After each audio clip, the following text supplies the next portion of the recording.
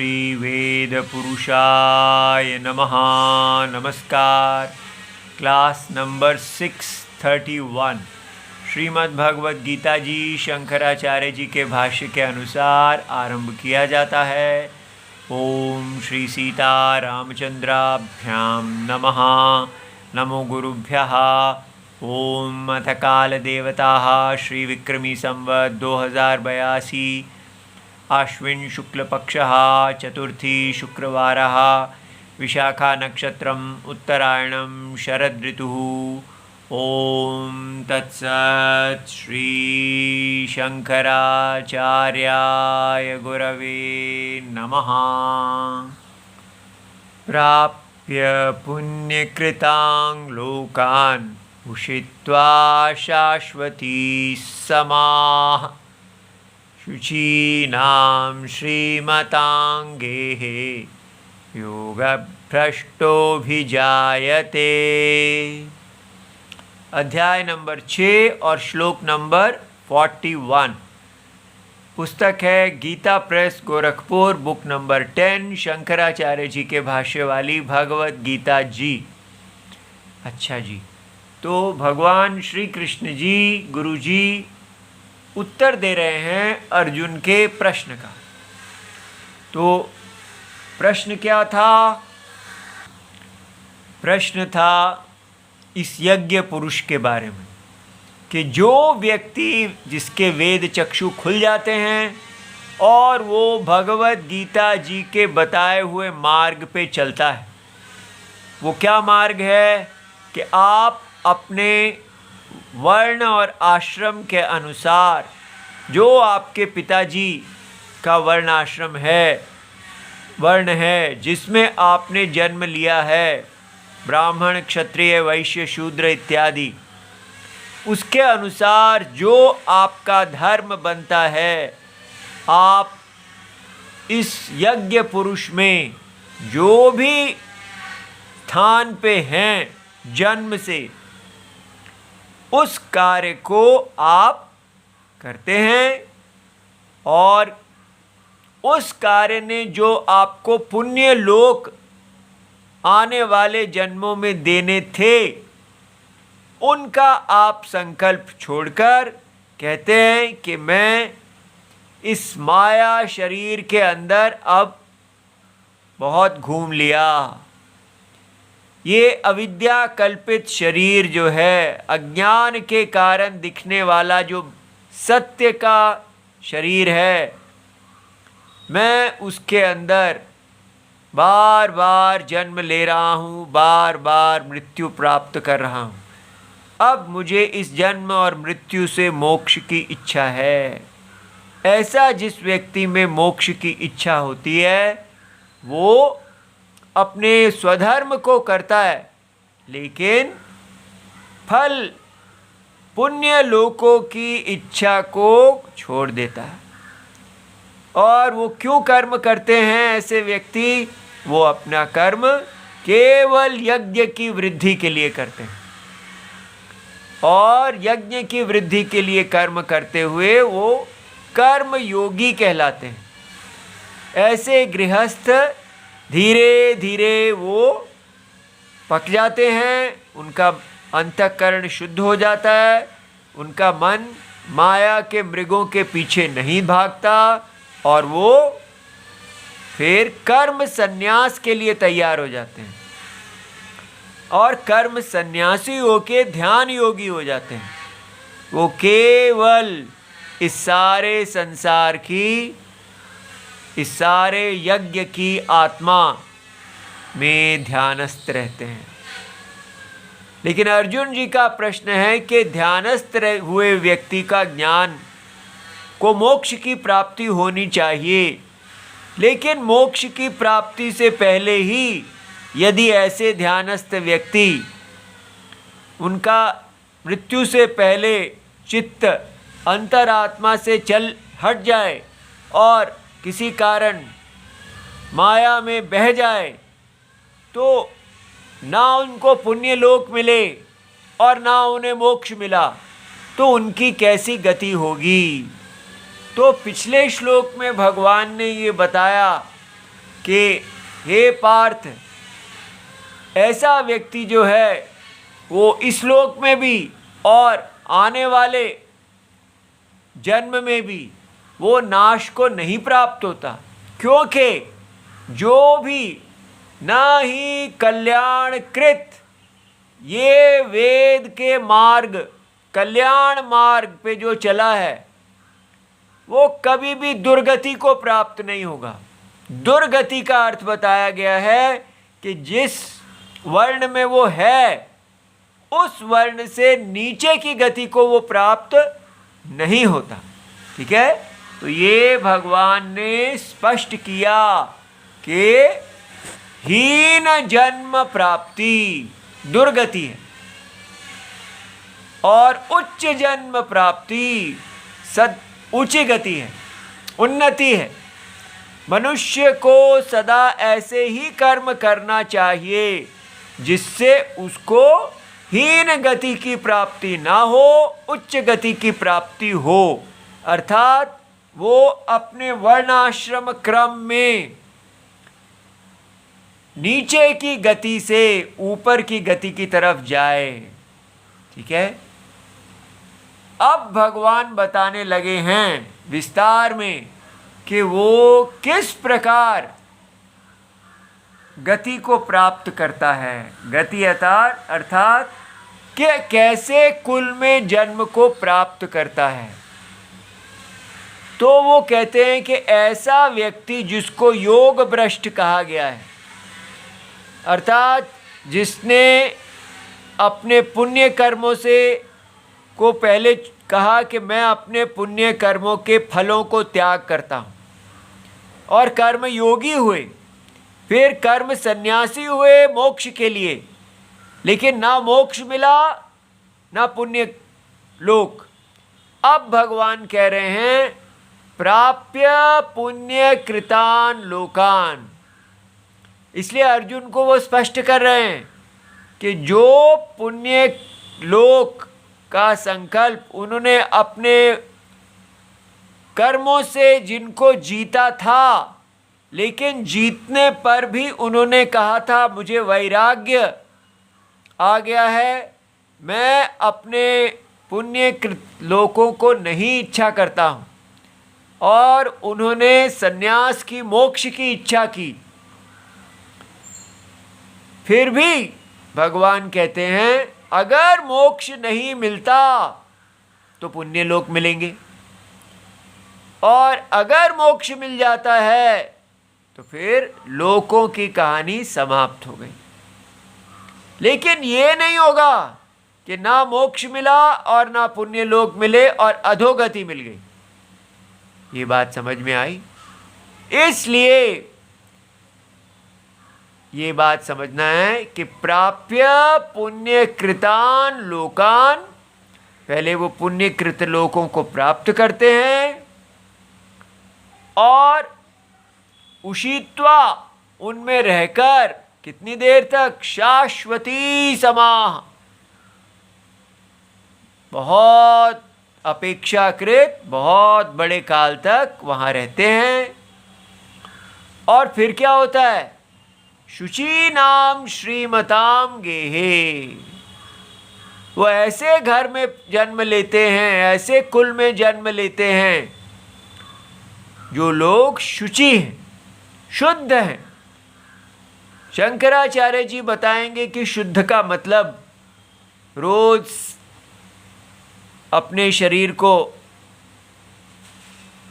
साबुन से धोना आदि नहीं है। आजकल के मॉडर्न हिंदुओं की तरह, सेकुलर हिंदुओं की तरह नहीं है। शुचि का अर्थ पुराने हिंदुओं की तरह है। वो अभी हम शंकराचार्य जी से सुनेंगे। शुचि नाम श्रीमताम गेह, जिनके पास श्री है अर्थात लक्ष्मी। लक्ष्मी का अर्थ भी यज्ञ को करने का साधन। और कौन, योग भ्रष्टः अभिजायते। हे अर्जुन, जिस योग भ्रष्ट के बारे में आप चिंता कर रहे हैं उनका इस प्रकार जन्म होता है। तो अब हम भाष्य को देखते हैं। योग मार्गे प्रवृत्तः। अब भगवान बता रहे हैं कि कोई व्यक्ति जो योग के मार्ग पे चला है, सन्यासी, तो अब चलता हुआ वो सन्यासी हो गया। तो आशा है आपको याद है कि योग मार्ग क्या है। पहले अपना यज्ञ धारण करना, अपना वर्णाश्रम धर्म धारण करना, और फिर इसके फल का त्याग करके कर्मयोगी हो जाना। फिर जब अंतःकरण पक जाना तब कर्म सन्यासी हो जाना और सदा आत्मा में बने रहना, और फिर उसके बल पे आत्मा में स्थिर रहते हुए आत्मज्ञान को प्राप्त करके मोक्ष को प्राप्त कर लेना। अब ये व्यक्ति जो हैं, ये प्राप्य योग मार्ग पे चलते हुए सन्यासी सामर्थ्यात् प्राप्य गत्वा पुण्यकृताम। तो इनके सामर्थ्य से, क्या सामर्थ्य है कि ये याद रखना है कि जो बीज बोया है उसका फल अवश्यम भावी है। ऐसा नहीं हो सकता कि आपने बीज बोया और फल नहीं आएगा। अगर ऐसा हो जाए तो वेद प्रमाण नहीं रहेंगे। वेद इसमें प्रमाण हैं कि यज्ञ में दी गई आहुति अवश्य फल लाने वाली है।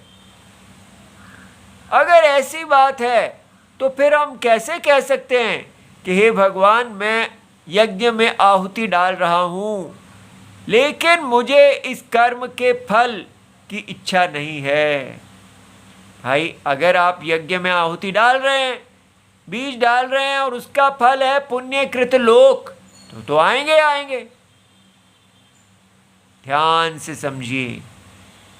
आप अपने वैदिक यज्ञ में अगर आप भगवान के सिर हैं तो आप नित्य कर्म कर रहे हैं, आप अपने वेद की रक्षा कर रहे हैं। ये जो नित्य कर्म है इसका कोई विशेष फल नहीं होता। ये नित्य है, ये करना ही होता है। किसी के पास कोई विकल्प नहीं है। ब्राह्मण को वेद रक्षा करना नित्य है, अनिवार्य है। बिना उनको अच्छा लगे या ना लगे, उन्हें ये कर्म करना ही है। इसी प्रकार क्षत्रिय को धर्म रक्षा, वैश्य को कृषि गो रक्षा वाणिज्य, और शूद्र को सारे यज्ञ में सेवा, और स्त्री को स्त्री धर्म, और अन्यों को अपना अपना जो भी बहिष्कृत जाति का धर्म है वो सब करना वैदिक यज्ञ के अनुसार उनका नित्य कर्म है। और ये नित्य कर्म जो है, जब भी वेद में कहा जाता है कि कोई फल नहीं कहा गया, तो उसका अर्थ होता है स्वर्ग प्राप्ति, इसलिए पुण्य लोक की प्राप्ति। तो जब हम कहते हैं कि हमें अपने पुण्य लोकों की प्राप्ति नहीं चाहिए, हम वैराग्य चाहते हैं, हम सत्य, इस दिखने वाले परसेप्चुअल रियलिटी, ये जो प्रतीति रूप स्वप्न रूप जगत है, हम इसके सत्य को चाहते हैं, तो सत्य के मार्ग पे व्यक्ति अपने आप को डाल देता है। ये संकल्प आपको धीरे धीरे अंतर प्रीति जगाता है। लेकिन अंतर प्रीति जैसे जैसे जागती गई, वैसे वैसे आप अंतरात्मा में स्थित होते गए। आपने कर्मों को छोड़ा, सन्यासी बने, और जब आप सन्यासी बने और अंतरात्मा में बने रहे, लेकिन मोक्ष आने से पहले शरीर चला गया, तो इसका क्या मतलब हुआ?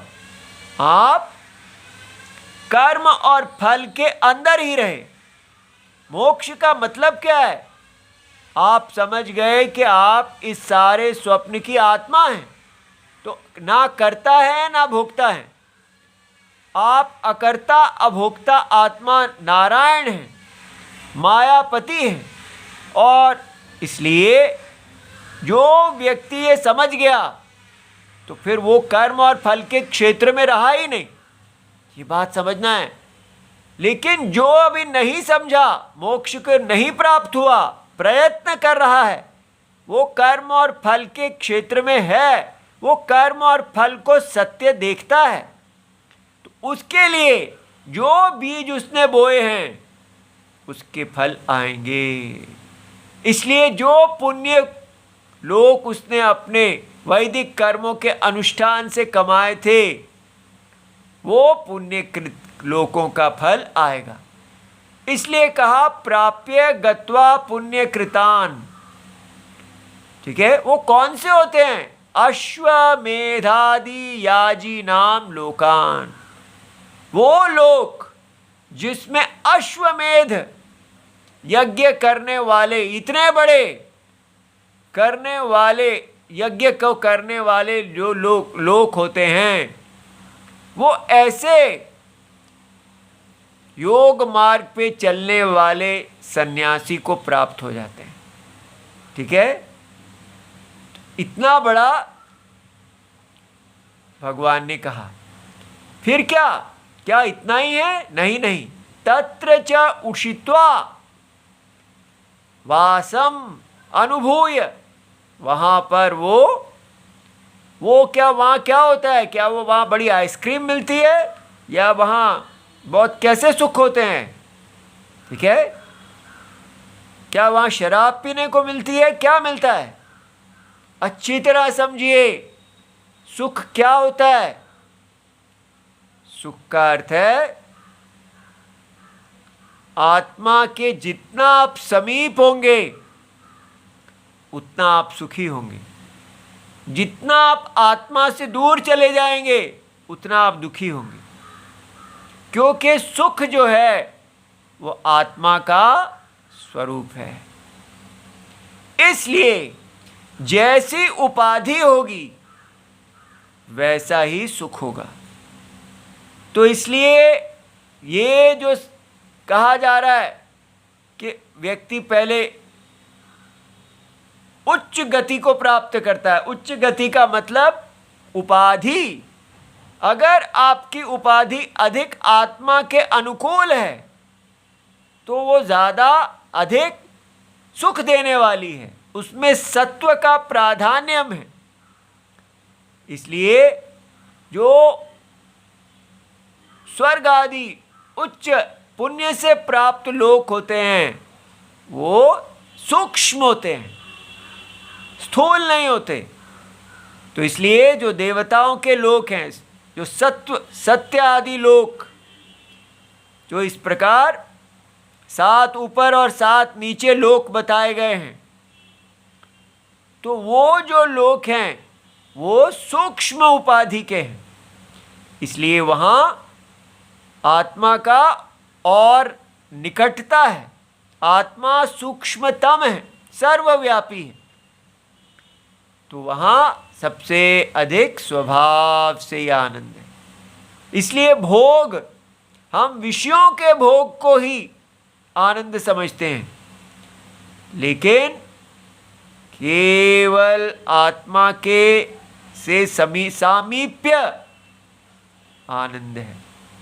इसीलिए जितना व्यक्ति विरक्त होता जाता है, आनंद मीमांसा तैत्रीय उपनिषद में है, जहाँ एक व्यक्ति भोग करता है और आनंद प्राप्त करता है, और दूसरा व्यक्ति वैराग्य से उसका मन उस भोग के प्रति विरक्त हो जाता है, तो कहा गया है कि विरक्त व्यक्ति को 100 गुना अधिक आनंद प्राप्त होता है।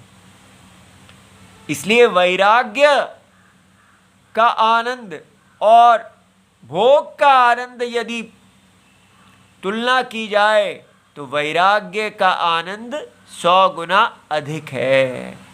ये है हमारा देश।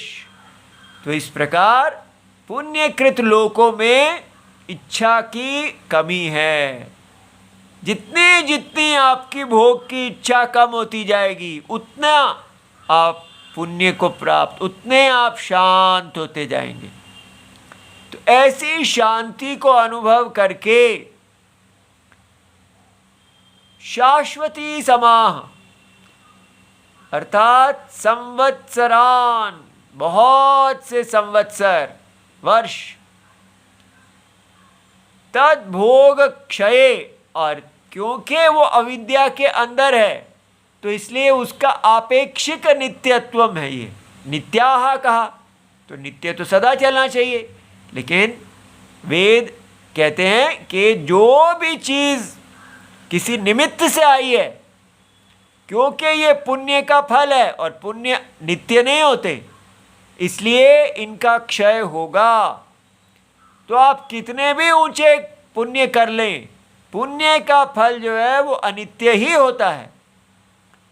इसलिए यहाँ पर वो क्या होता है, तद भोग क्षय, उनका भोग क्षय हो जाता है। तो शुचि नाम यथोक्तकारी नाम, अब देखिए वो कैसे दोबारा मनुष्य के शरीर में जन्म लेते हैं, लेकिन कैसे मनुष्यों के घर में जन्म लेते हैं। आधुनिक हिंदुओं के घर में नहीं जन्म लेंगे, तो कैसे हिंदुओं के घर में जन्म लेंगे। वो है योग भ्रष्ट। शुचि, शुचि कौन होते हैं, यथोक्तकारी नाम, केवल सुबह अच्छी तरह नहा धो के ऑफिस में चले जाते हैं, ऊंची ऊंची अपने बच्चों को सिखाते हैं कि आपको खूब ऊंची विद्या प्राप्त करनी है ताकि ऊंची नौकरी, ऊंचा पैसा कमा सकें। ऐसे लोगों के घर में हमारे योग भ्रष्ट जन्म नहीं लेंगे। कहाँ जन्म लेंगे, यथोक्तकारी नाम, जो राम जी की आज्ञा पालन करने वाला घर है। क्या है राम जी की आज्ञा, सारे के सारे भगवान के अवतार किस लिए होते हैं, वैदिक वर्णाश्रम धर्म की रक्षा के लिए। जिसको आजकल सारे हिंदू एरी चोटी लगा के कह रहे हैं जाति प्रथा खत्म करनी है, सारे गुरुजन इसका नाश करने में लगे हुए हैं कि हिंदू लोग कहीं यथोक्तकारी ना हो जाएं। सब लोग राम जी की आज्ञा के विरुद्ध होने चाहिए, तभी महान हिंदू कहलाएंगे। बाजारू होने चाहिए, पैसे कमा के लाएं और गुरुजी लोगों को दान करने वाले होने चाहिए, लेकिन राम जी की आज्ञा पालन करने वाले नहीं होने चाहिए, अशुचि होने चाहिए। लेकिन भगवान कहते हैं कि मुझे ऐसे हिंदू मिल ही जाते हैं, कुछ ना कुछ एक आध कहीं होता है। ऐसे महान जो तपस्वी हिंदू हैं, जो सदा राम और सीता जी की समान जीते हैं, ठीक है, उनके बताए हुए वर्णाश्रम धर्म के च्युत भी हो जाएं तो सदा कोशिश करते हैं कि हे भगवान, हम सदा जो वैदिक धर्म चला आ रहा है उसी के अनुसार जिएंगे। श्रीमताम विभूति मताम, ठीक है। तो श्री का मतलब केवल धन पैसा नहीं बोला भगवान ने, विभूति अर्थात उनके घर में सारी भगवान की विभूतियां जो हैं वो वास करती हैं। तो वो जो है हर प्रकार से वेद के अनुकूल जीने वाले हैं। गेहे योग भ्रष्ट अभिजायते, जो योग भ्रष्ट है ऐसे घर में जन्म लेता है। अब देखिए, ये है नीति शतकम, भर्तृहरि जी के द्वारा लिखा हुआ, उसका 24वां श्लोक।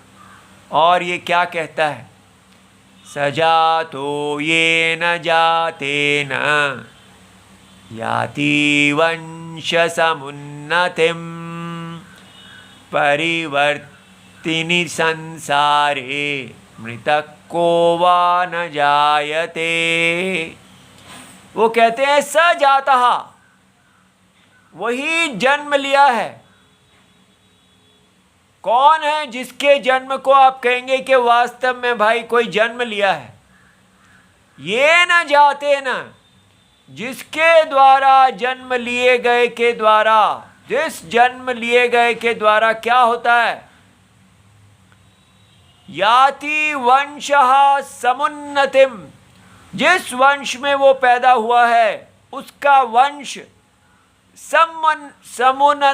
सम उन्नति को प्राप्त होता है, उसके वंश की कीर्तिवर्धन होता है।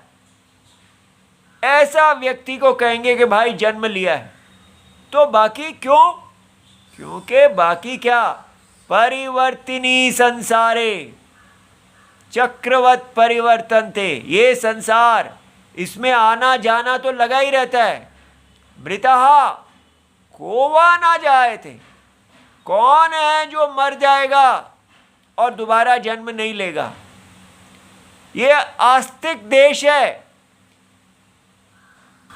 आजकल के मॉडर्न हिंदू तो ये भी नहीं सुनना चाहेंगे कि मृतः, मरने वाले की दोबारा जन्म होता है। वो तो मॉडर्न साइंस को लेके पकड़ के बैठे हैं कि सब मैटर है, एनर्जी है, कोई आत्मा ही नहीं है। लेकिन कम से कम भर्तृहरि जी कह रहे हैं कि ये तो इस संसार में है ही कि जो मरता है वो जन्म लेगा ही। लेकिन अगर आपने मरने के बाद जब जन्म लिया, तो जिस वंश में जन्म लिया, अगर आपने उस वंश की कीर्ति नहीं बढ़ाई तो धिक्कार है आपका जन्म, बेकार है। आपने तो कीड़े मकोड़ों की तरह जन्म ले लिया।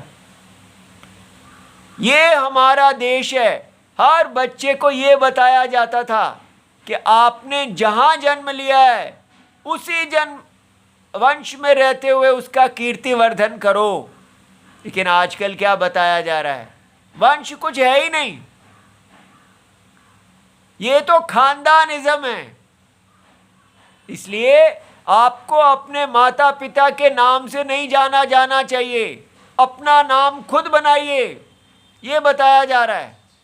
और वो कैसे बनेगा? बाजार में उतरिए, जो कर सकते हैं कीजिए, वर्ण आश्रम धर्म को तोड़िए।